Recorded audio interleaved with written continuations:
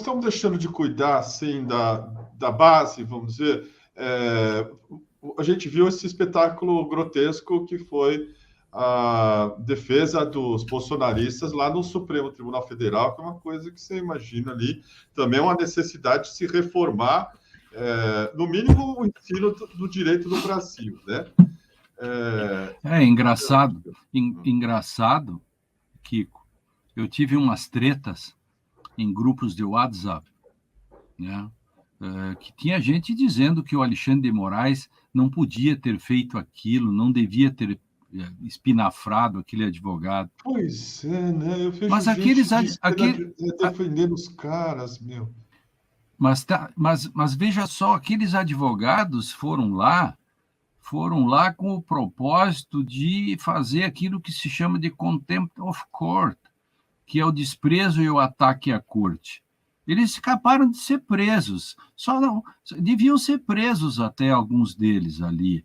Aquele que ofendeu lá e tal, alguns deles poderiam até ser presos por ataque à corte. Claro que o Supremo se limitou a devolver o xingamento, por exemplo, pelo menos um, né, o Alexandre de Moraes, foi duro com o advogado. Aí muita gente disse que não devia ter feito isso.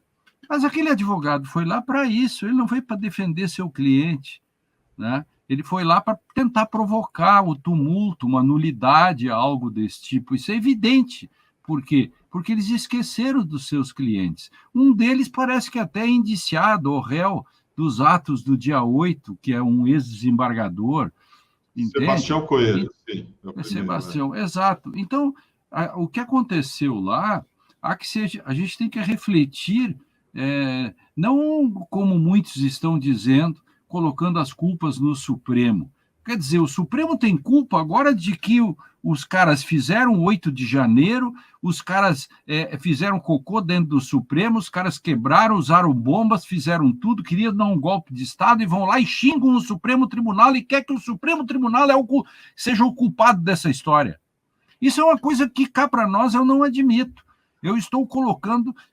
Desde o início eu defendi a postura do Supremo Tribunal e o faço sem nenhum problema, porque se não fosse o Supremo, o bolsonarismo teria ficado ou teria dado o golpe. Muito simples isso.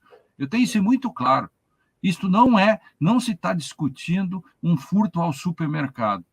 Está se discutindo a tentativa de golpe. E que tudo isso representou. Entende? E isso ainda não está pacificado. Todos os dias nós vemos as manifestações em rádios e outros como se nada tivesse acontecido. Então, está correto, o Supremo, as penas estão bem aplicadas. O Fernando Fernandes e eu achamos, inclusive, que algumas penas podiam até ser maiores em determinados casos desses 3. E espero que agora, nos próximos, que são os mandantes, as penas cheguem a 22, 23 ou 24 anos. Tem uma questão que aparece sempre, a Cláudia Rodrigues está colocando aqui. Os réus podem pedir anulação de sentença alegando que não tiveram defesa? Não. Ou não, né? Não. Uhum. Agora, muita gente está criticando o fato do Supremo porque pegar... a defesa deles não é só aquele pedaço ali. A defesa deles é todo um processo que já aconteceu também. As pessoas olham e acham que pela primeira vez o advogado viu o cliente dele. Não é verdade. E outra, existe uma coisa que é o advogado não pode provocar a própria nulidade, né? E depois se beneficiar dela. Porque ali, deliberadamente, o advogado que diz os senhores são odiados e tudo isso, ele está tentando tumultuar, né? Evidente. Tá, tentando lacrar, né? Foi lá para lacrar, para fazer vídeo. Lênin, a crítica que se faz aí ao Supremo de que está pegando bagrinho, não sei o quê, tem cabimento isso? Faz sentido ou não? Um pouco sim, mas não é culpa do Supremo também, né? O Supremo está fazendo o que pode, vamos lá. Quem tem que trazer os réus e tal é o Ministério Público. Essas coisas do bagrinho e tal, a maioria tem que cobrar do Ministério Público e da Polícia Federal. Tem que cobrar mais do Ministério Público, inclusive. Não tem que cobrar do Supremo. O Supremo não processa ninguém. o Supremo julga. O Supremo, nesse caso, até abre os inquéritos, por causa do grande inquérito esse. Mas quem denuncia, quem é o dono da ação penal, é o Ministério Público. Então, se o Ministério Público ainda não pegou os bagrões e só pegou os bagrinhos, tem que cobrar do Ministério Público. Aliás, como disse o Gilmar, há grandes ausentes, há um grande ausente, né? Quem é o líder de tudo isso? É que ainda não está indiciado e sequer é réu.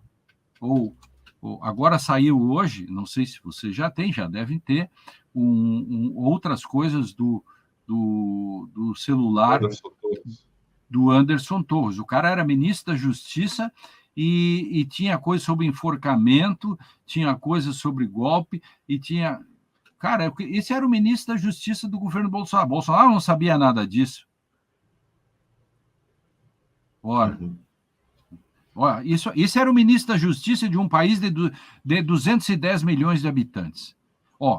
Faça um circular incentivando, etc. Esse era o ministro da Justiça do bolsonarismo. E as pessoas dizem que o Supremo Tribunal está sendo autoritário. Eu vejo, inclusive, colegas dizendo, mas esse Supremo está muito autoritário. Tá bem. Então tá, é isso aí. Vamos ficar quietinho. Então tá, deixa assim, né? Veja isso. Se o ministro da Justiça tinha isso no celular dele, tu imagina o resto. Esse era o ministro da Justiça.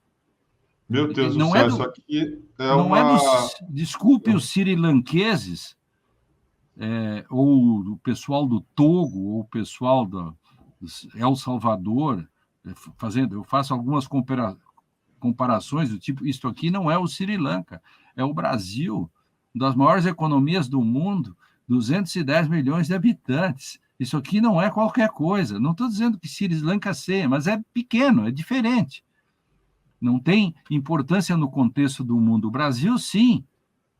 O ministro da Justiça fazia isso. Esse era o ministro da Justiça. Por favor. Se esses caras tivessem conseguido dar o golpe, imagina.